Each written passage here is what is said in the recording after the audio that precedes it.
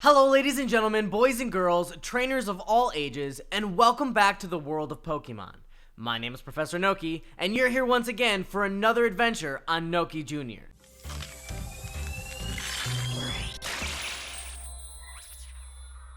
Today, for Lesson 8 of my Pok-Education series, I'll be analyzing the question of what are Shiny Pokemon.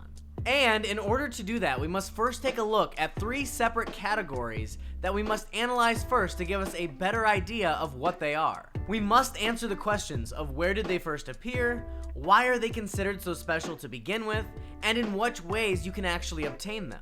As a bit of a disclaimer of sorts, I will go into a lot more detail about shiny Pokemon in an upcoming ProfNoki video that will include the encounter and breeding rates and methods, the lore behind shinies, as well as the theories. For today, let's begin with where did they first appear.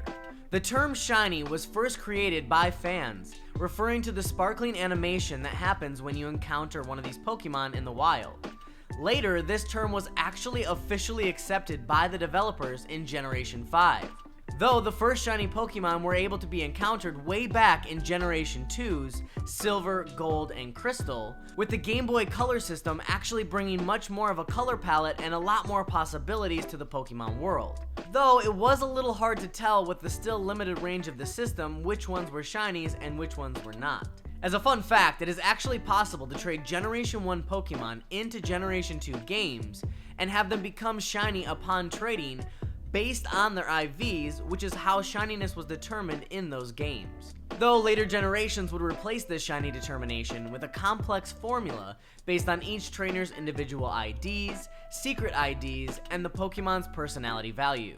In the earliest versions of these games, shiny Pokemon were merely alternative color variations for each species of Pokemon. Some only a few shades difference, like with Pikachu, while others entirely different altogether, like with Gyarados. However, as the games and generations progressed, many of the shiny Pokemon also became a lot more colorful and varied quite wildly from their original counterparts. So why are these alternatively colored Pokemon so special to begin with? Well, much like in our own world, where some species of a specific animal can carry traits that are rare and therefore widely sought after, examples being specific markings, rare eye colors, and uncommon coats or color patterns, and the odds of encountering these rare variations are extremely low and usually based upon meticulous breeding. Now, for Pokemon, the odds are entirely based around the formula that I mentioned previously. For Gens 2 through 5, this translated into a base rate of 1 out of every 8,192. And then, when the formula was doubled in Generation 6 until present, the base rate rose to 1 out of every 4,096.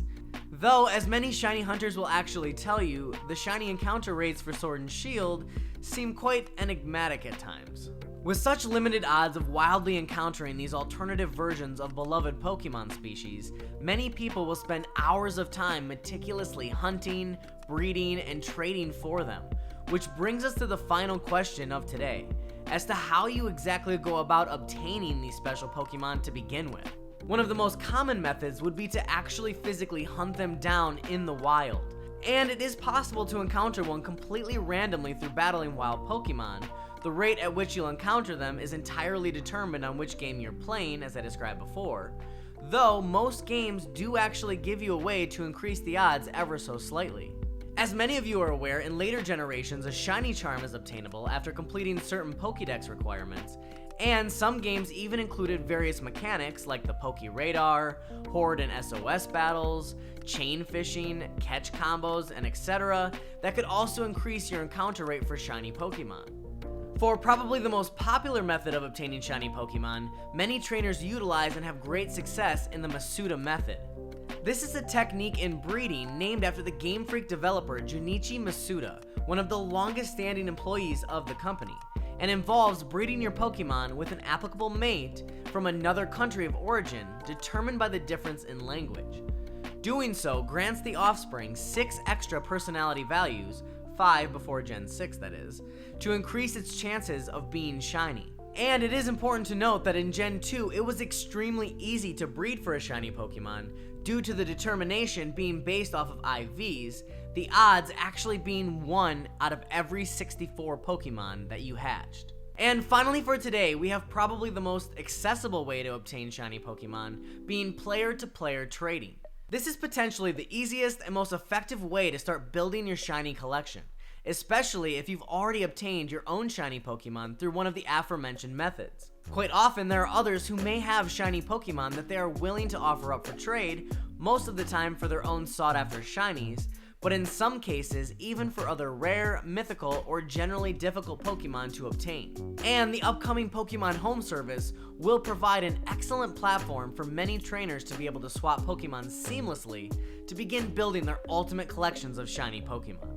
I thoroughly hope you enjoyed this video and that it helped you understand, at least on a base level, what are shiny Pokemon. Please remember to join me in a couple of weeks for a special ProfNoki breakdown where I'll be taking a look at every aspect of what shiny Pokemon are and what purpose they serve in the Pokemon world. Thank you so much for watching, and until next time, this has been Professor Noki signing out once again for Noki Jr.